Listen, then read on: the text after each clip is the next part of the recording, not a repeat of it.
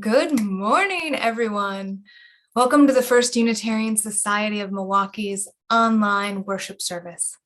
I'm Reverend Jennifer Nordstrom, and I'm honored to serve as First Church's senior minister. We welcome people of all genders, sexualities, ages, races, ethnicities, histories, and bodies. We welcome your mind, your heart, and your spirit.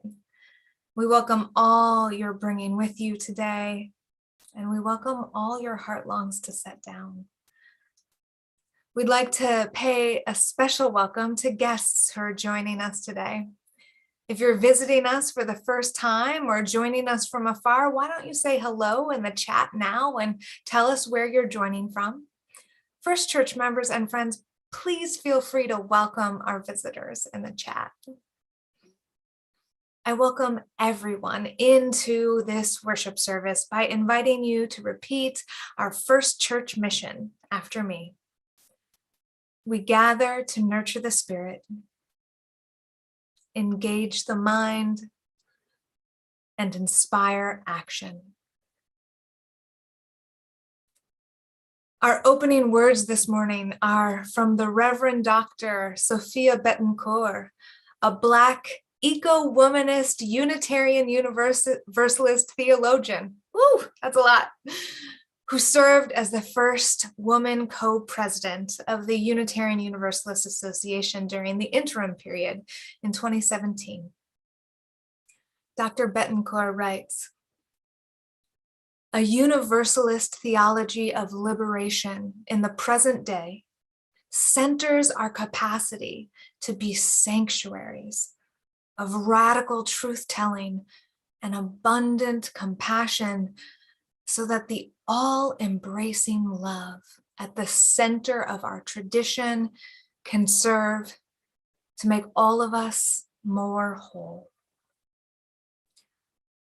My dear ones, may we find our own centers, our sanctuaries within, and tell the truth there. Radically tell the truth to ourselves and to the world. May we let our inner sanctuary fill up with compassion, just overflowing with its abundance and with these two blessings: honesty about what is and compassion for what is. May we open up to the love that embraces us all and let it work its magic in our lives. Let it use us to work its magic in the world, bringing about the vision of a world in which all human beings are held and beloved and whole. Let's go now to our sanctuary to light the chalice, the symbol of Unitarian Universalism.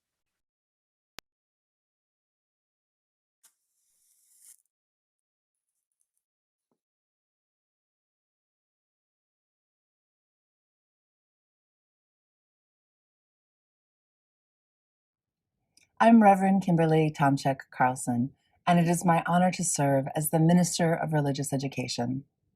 The story I have for you today is called The Circles All Around Us, and it was written by Brad Montague.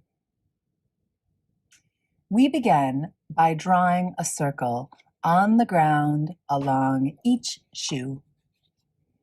A safe little place for just one person, nobody in the circle but you. You could keep that circle closed to everyone but yourself, but that would be like a library with just one book on the shelf. So let's draw the circle a little bigger for you and your family to share. Now you can see what all can happen in a circle full of care. It becomes a happier circle as more loved ones come to stay. And wouldn't it be even better if all your friends could come over and play? So if you stretch and you draw your circle even better than it's been, and let a few more people know they're welcome to come in. In the circles all around us, everywhere that we all go, there's a difference we can make and a love we can all show. Yet, there are still so many outside the circle who are different in all they do. Though it feels slightly uncomfortable, we draw a bigger circle for them too. It doesn't mean the circle is easy. It can get harder the more we share. But wonderful things can happen when love is known and felt everywhere. As time passes, our eyes open, we see others we really care for. And that's when we ask ourselves, well, what's this circle really there for? So let us create bigger circles all around us for the rest of our days. Let our caring ripple out in a million little ways. In the circles all around us, everywhere that we all go, there's a difference that we can make and a love we can all show. As our circles grow and grow, and we watch them wonder-eyed, remember, the first circle started with just the love you hold inside. The end.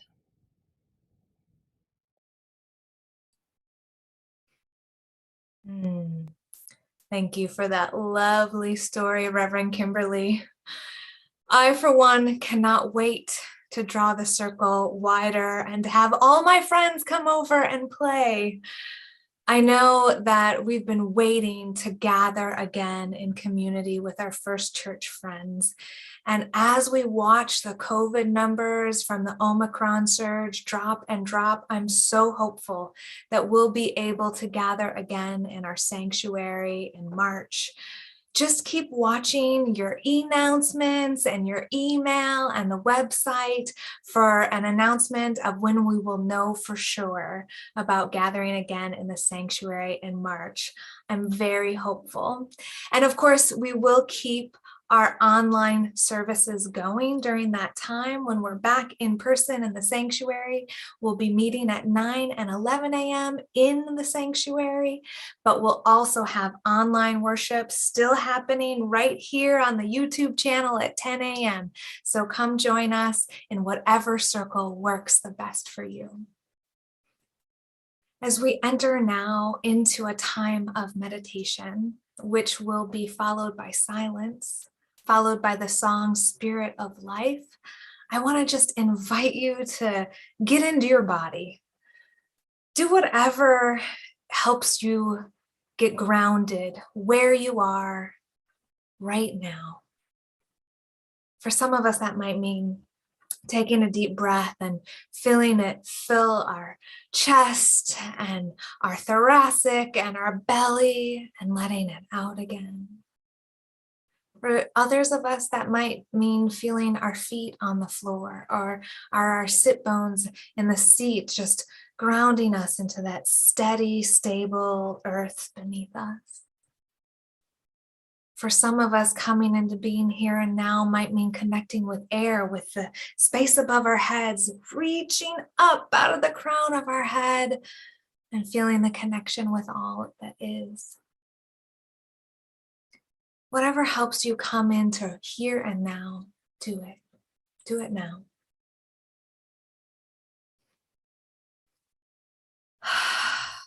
Spirit of life and love, Holy One of our being and of our becoming, that which is sacred within, among, and beyond us.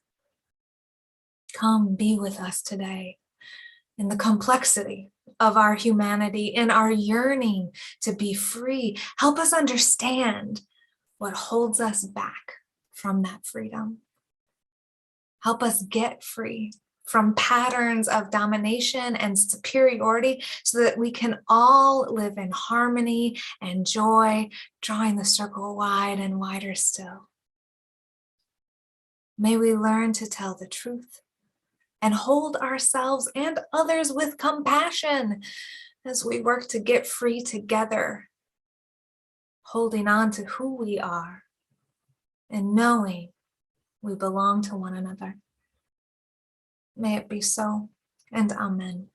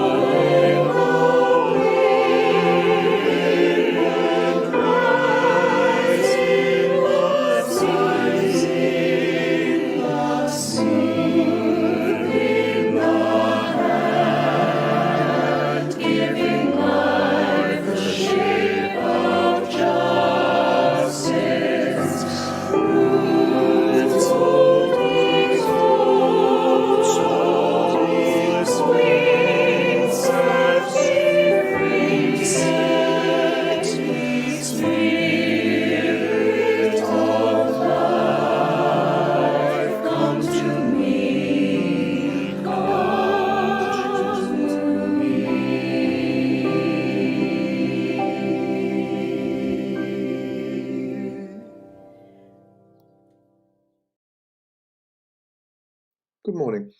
My name's Kevin Gibson and I'm pleased to be your worship associate today. I was born in a provincial English town called Grantham. It used to be said that the quickest road out of Grantham is a bottle of gin. It's the birthplace of Isaac Newton and Margaret Thatcher. When I was growing up, it had two large factories that dominated the life of the town, but no more. It was blue-collar and blue-collar conservative. I was something of a cuckoo. My parents were both the children of military who'd served abroad in the colonies, and they lived through the Second World War. I grew up in government-subsidized housing, and life was somewhat frugal. Neither my mom nor dad finished high school. I have a brother and sister, and they both left school at 16. We didn't have many books in the house, didn't listen to records, or have much political discussion. Our family reflected many of the prevailing views of the time. It was accepted that immigration was bad, other races were inferior, and there was a natural order to things where you should know your station in life and deal with it. I wasn't aware of people of colour in the town until I was 15 and didn't know of anyone Jewish, let alone out-of-the-closet LGBTQ individuals. Social mobility was unusual. Now, I did well at school and passed the exam given to 10-year-olds, which allowed me to go to the local grammar school. Along the way, I was advised to lose my regional accent if I wanted to get on in life, and that's why I sound more like Lord Grantham than his servants. At 16, I had sufficient qualifications to work in a bank, which my parents thought would be ideal. Instead, I went on to study at university, at a time when only 7% of the population did. I majored in philosophy, which is about as far from the manual labour of the grimy Grantham factory as one can get. But there was a cost. My parents had a certain worldview, and mine changed. I became more liberal than they were about almost everything.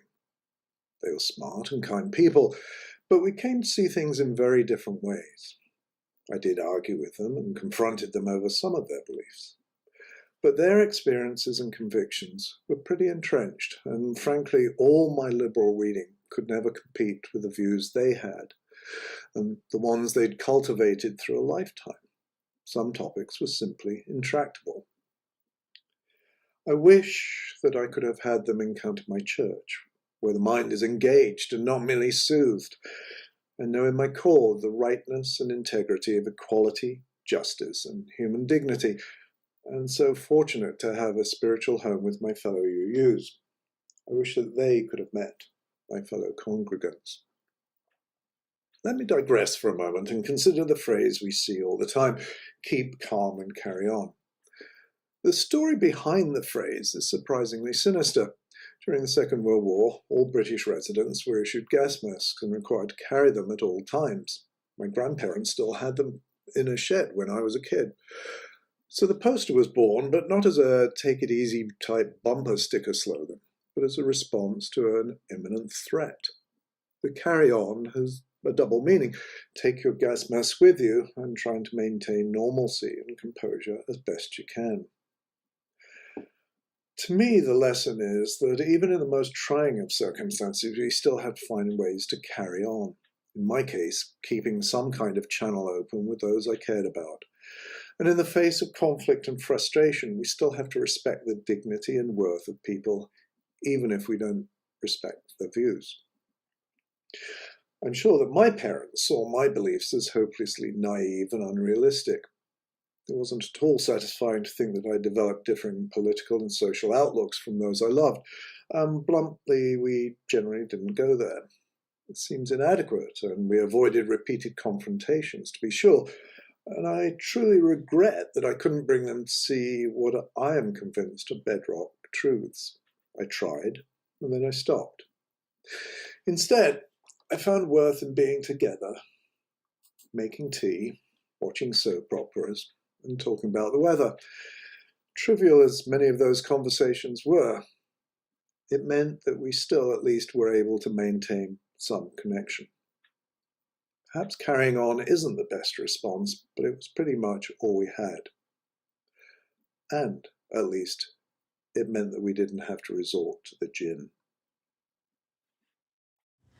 Break not the circle of living love, where people grow forgiving and forgiving. Break not the circle, make it wider still, till it includes, embraces all the living.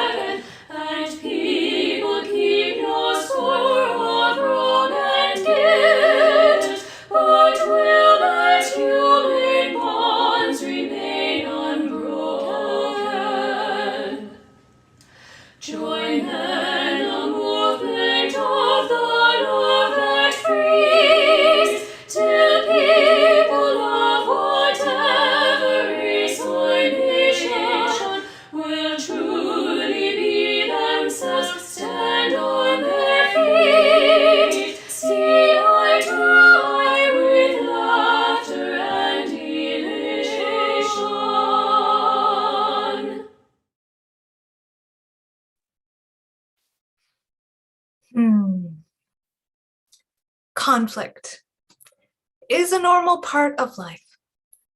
It happens in our homes, in our congregations, in our families and our communities. How do we approach conflict as Unitarian Universalists?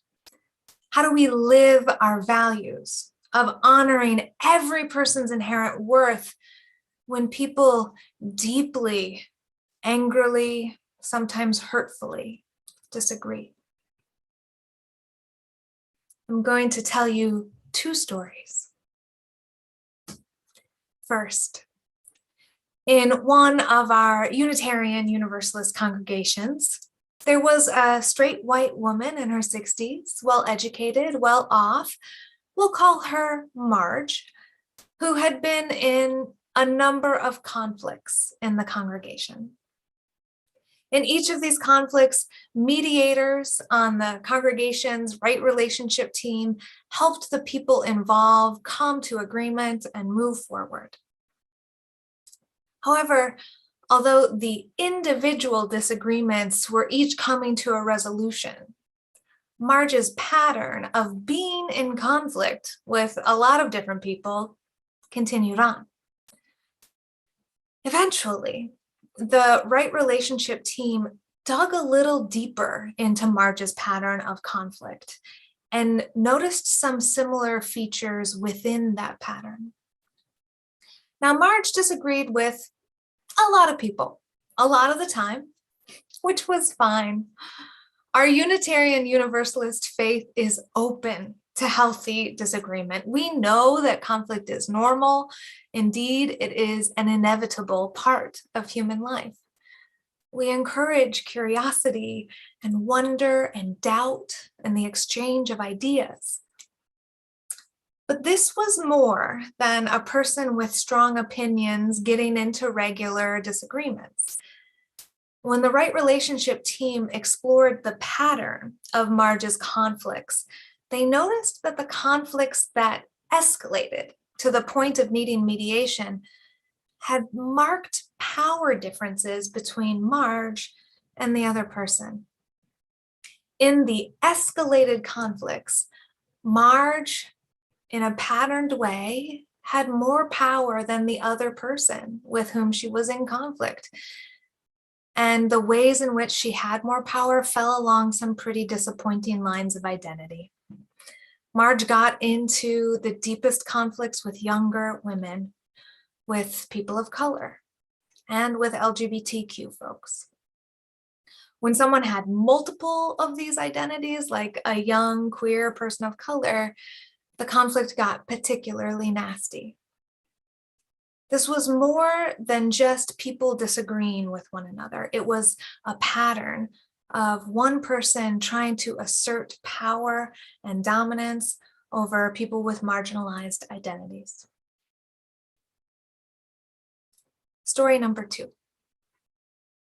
In another one of our Unitarian Universalist congregations, a queer Indian woman in her 30s, let's call her Mallory, was invited to join the board of trustees after a couple of months of attending the congregation. In that time, she noticed that her opinion was pretty regularly sought out about issues of race, but was dismissed on LGBTQ issues. Even though Mallory felt the invitation to the board was a bit rushed, she agreed in the hopes that she could do some good in the congregation. She advocated for the congregation to participate in a white supremacy teach-in, even though there was some resistance from longtime church leaders. Afterwards, she followed up with the board to ask how they would implement the recommendations from that teach-in, particularly doing a church-wide racism audit and adopting the proposed 8th Unitarian Universalist principle on dismantling racism in order to become a multicultural community. For 4 consecutive months, her request to the board was sidelined in one way or another. Finally, in month 5, Mallory persisted in getting the item on the agenda. In the board meeting, she shared her frustration that the issue of working on anti-racism had been sidelined for so long. The white board secretary reacted to Mallory's complaint defensively, framing it as a personal attack on her rather than an institutional critique. It was a difficult board meeting, and no solutions were reached. Mallory writes about her relationship with the community during this period. She says, "My relationship with the board members in question soured, and several church members engaged in a whisper campaign against me, seemingly targeting my social justice views, with one member joking that I had issued a fatwa against mentioning US presidents in sermons after I'd related some complaints about an Independence Day reflection." Mallory stopped attending services, finished up her board term, and left the congregation. Both of these stories are true, though some details have been changed to make them less recognizable.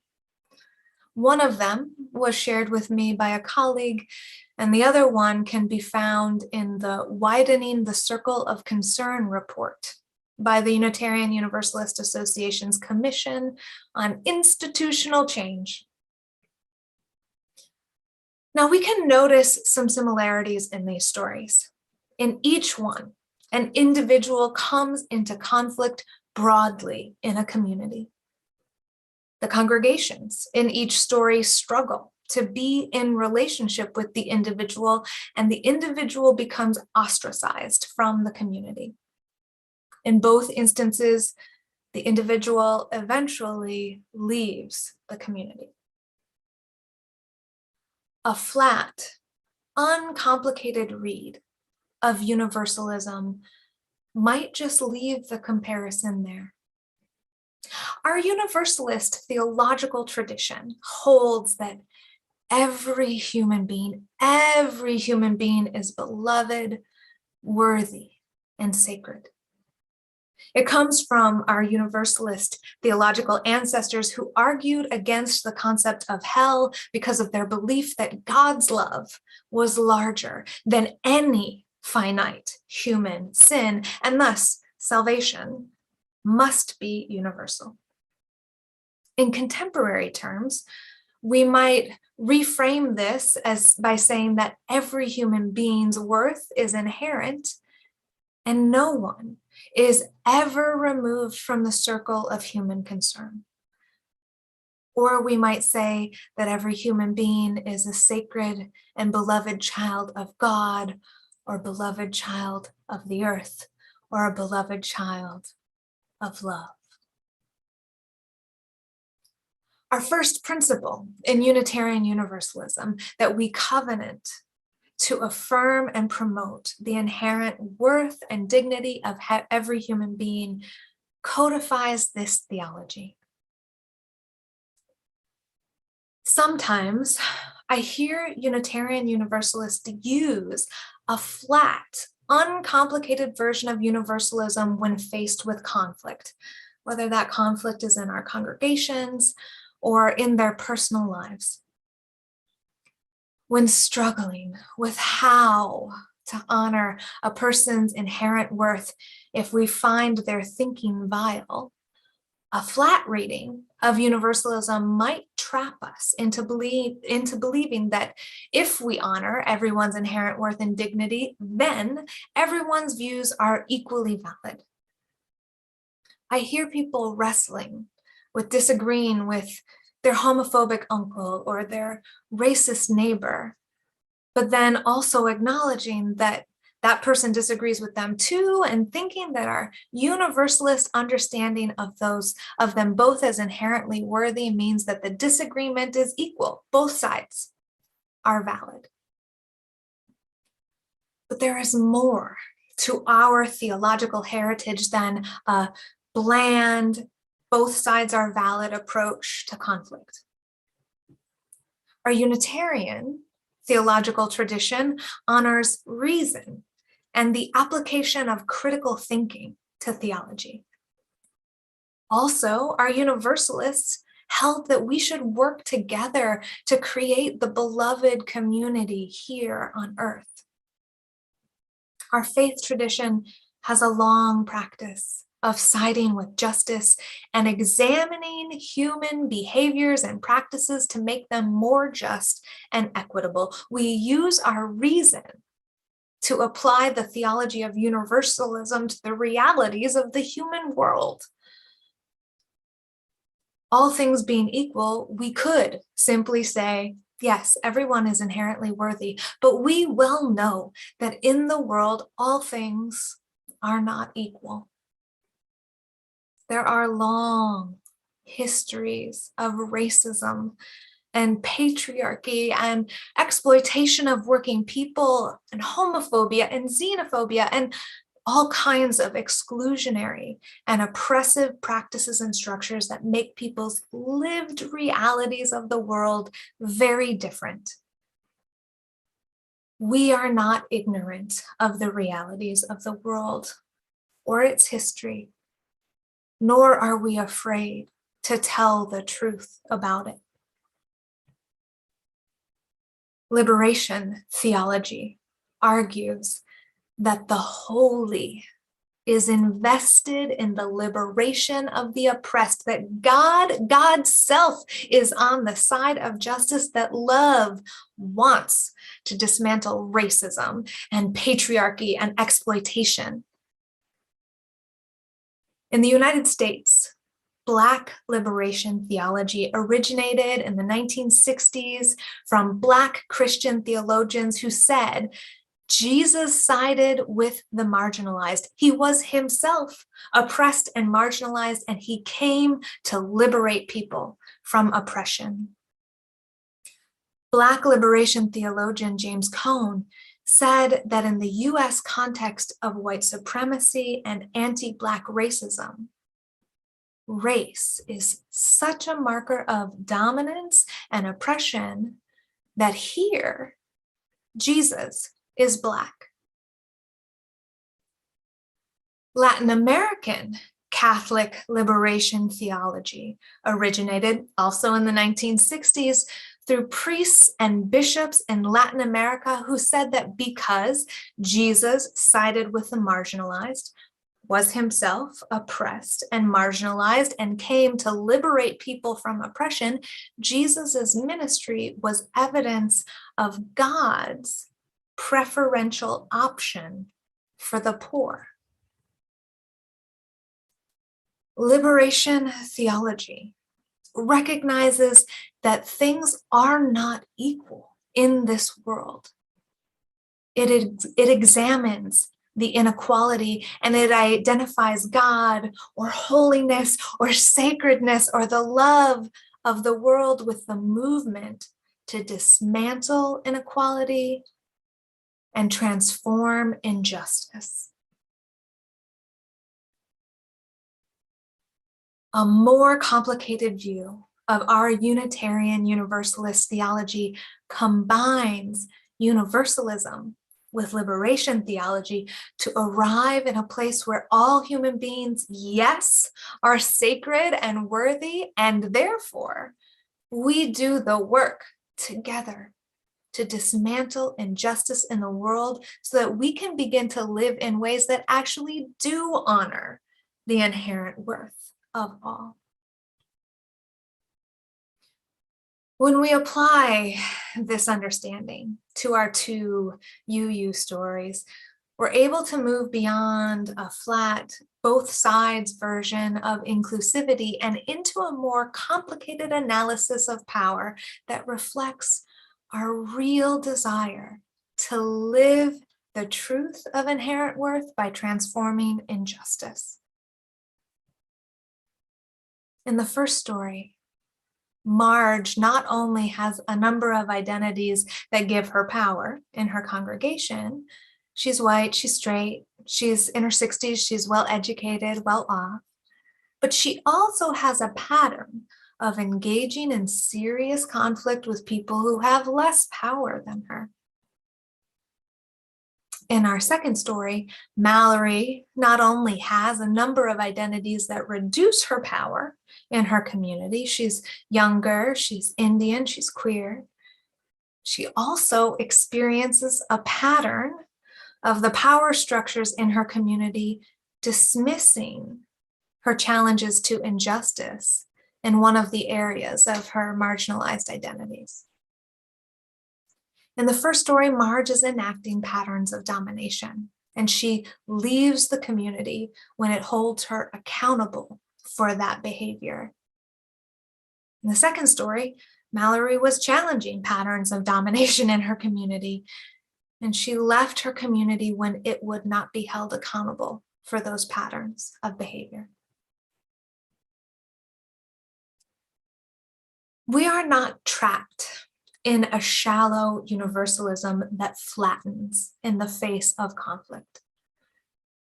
Rather, we can take our reason, our understanding of the world and how it works upon our lives, and then explore how we should treat each other in specific circumstances in order to actually honor everyone's inherent worth. Using reason to understand how power dynamics work in the real world can make a difference in conflict. It deepens our universalism and leads us to liberation. It leads us to make changes in our lives and in our institutions that encourage universal human flourishing. Analyzing how power makes a difference in conflict helps us understand that in our two stories, Marge needs to stop her behavior and be held accountable for it. And that in Mallory's community, the congregation needs to listen to her challenging injustice and hold itself accountable for resisting the transformation of injustice. I want to be clear, though. Analyzing power doesn't mean flattening conflict to identity either. It's not that people with the dominant identities are always working for domination, or that people with marginalized identities are always working to dismantle domination. That's not true. I know a lot of well-educated white women in their 60s who are working their butts off to dismantle oppression. Get it, ladies? And I know a lot of people with marginalized identities who are working to shore up domination along traditional lines of power. No, our analysis is about noticing the systems of domination and then collaborating with allies of all identities to dismantle those systems. Liberation and universalism are not opposing theologies. They're partners in our Unitarian Universalist tradition. Understanding and connecting both of these pieces of our theological heritage not only helps us maintain our identity and our ethics when we are in conflict, it also helps us maintain our relationship with those with whom we ethically disagree. We can tell the truth and be compassionate at the same time.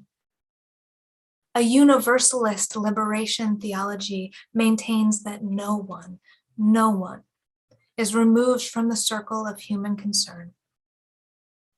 Not your homophobic uncle or your racist neighbor, not Marge, not Mallory, not either of their congregations. Universalist liberation theology doesn't flatten the conflicts because it knows that racism and homophobia are blocks to universal human flourishing, but it still holds out hope for everyone to find their way to liberation. Your homophobic uncle is not beyond redemption. As long as he's alive, there's still the possibility that he might learn more and grow in this lifetime. In Kevin's story this morning, he expressed the desire. He wished that he could have introduced his parents to this congregation. He maintained his relationship with them, holding out hope for further connection. He talked about how he's come to terms with living with his parents, acknowledging that continued toxicity of ideas, keeping his gas mask handy to protect, but also not cutting them off. A liberationist universalism believes they are not cut off, that no one is cut off from the circle of human concern. No one is beyond the hope that they might grow into a support for universal human flourishing. Perhaps you have someone in your life who is opposed or resistant to universal liberation, or maybe who makes it hard for you to believe in universal liberation. You might even be able to feel your resistance or your frustration in your body right now. Take a moment and just send the place of tension in yourself some love.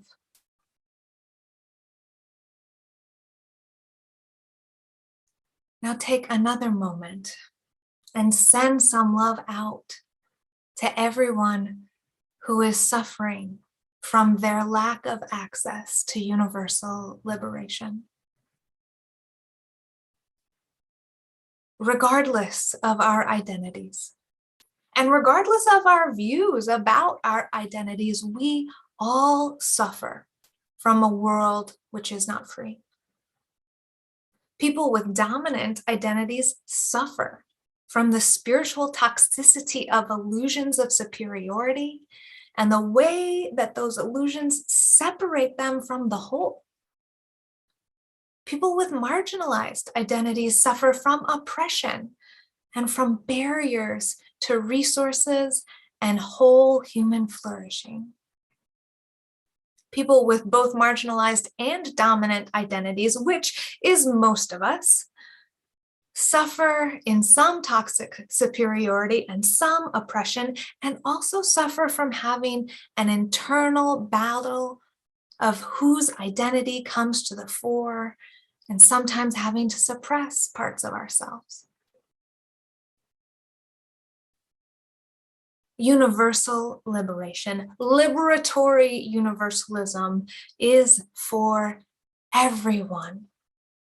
It's freedom for everyone. It's for Marge and for Mallory. It's for both of their congregations. It's for you and for me and your homophobic uncle and my racist neighbor. It's for the people who have been marginalized. It centers the people who have been marginalized, because centering the marginalized is how we free ourselves from supremacy systems and domination, because the marginalized are able to define them and explain them and help us understand how to deconstruct them. And that deconstruction creates freedom for everyone. People with dominant identities get free from the need to dominate, get free from the spiritual rot of superiority. People with marginalized identities get free from the barriers and the pain of oppression. People who hold both dominant and marginalized identities get free from having to choose among our identities or silence parts of ourselves. We all get free from the confines of identity enforcement and dominance and oppression. Everyone in universalism that is liberatory gets access to the resources we need to flourish in the world, and the walls of separation and pain between and among us dwindle. We get to spend our time and our energy on creating, on beauty and love and art and joy instead of on competition and power. Learning about our identity's power dynamics helps us get free from them, helps us lay them down and live with one another in ways that truly honor the unique and beautiful contributions of our souls to the world. It helps us hold on to who we are and know we belong to one another. Let's get free together, folks. May it be so, and amen. Come, whoever you are. Come, whoever you are.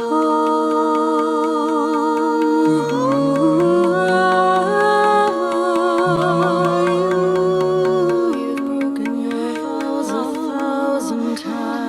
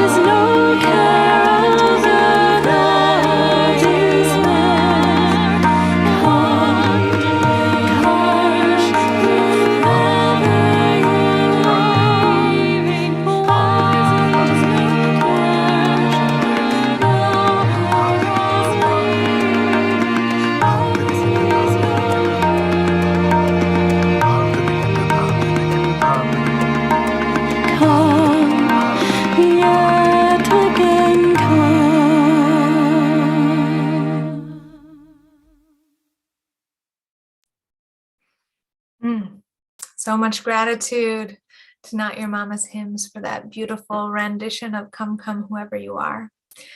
And thank you all so much for your generosity. As you know, pledges are at the core of our congregation's spiritual practice of generosity.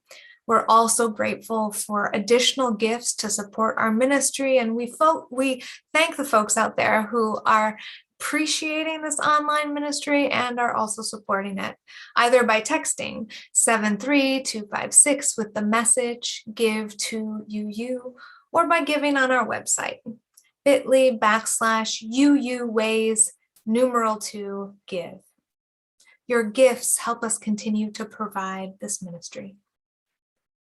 We also share the plate with an organization each month. Our February Share the Plate partner is Health Connections, Inc., a nonprofit organization bringing healthcare services to some of Milwaukee's most marginalized populations. They practice primary care, behavioral health, and health-related social services with a special focus on vulnerable folks that face barriers to accessing healthcare, such as youth, the underinsured, HIV-positive folks, and the LGBTQ community. Culturally appropriate community outreach helps communicate COVID-19 prevention, risk, and care options to community members who have been disproportionately impacted during this pandemic. Funding is needed for personal protective equipment, COVID-19 testing supplies, and staff time to serve the community. You can give to our Share the Plate partner through that same webpage, bit.ly/UUways2give. You can see all these options on your screen right now, and they will also live on in the YouTube comment section of this video after worship is over. So thank you so much for giving, either right now or when you make a point to come back later and give generously. Your support keeps us and our community partners going. Thank you so much. My dear ones, may a liberatory universalism free you from confusion and conflict and grant you a beating heart of compassion. May you stay grounded in your identity and your ethics while also opening up to that beating heart. May your work in the world be part of a larger circle that draws all in, centers the margins, celebrates life, and gets us all free, flourishing, and joy-filled. May it be so, and amen. We are going, heaven knows where we are going. We know within, and we will get there. Heaven knows how we will get there, but we know we will. Whoa, yeah, yeah. Whoa, yeah, yeah. Whoa, yeah, yeah. Whoa, yeah, yeah. Whoa, yeah, yeah.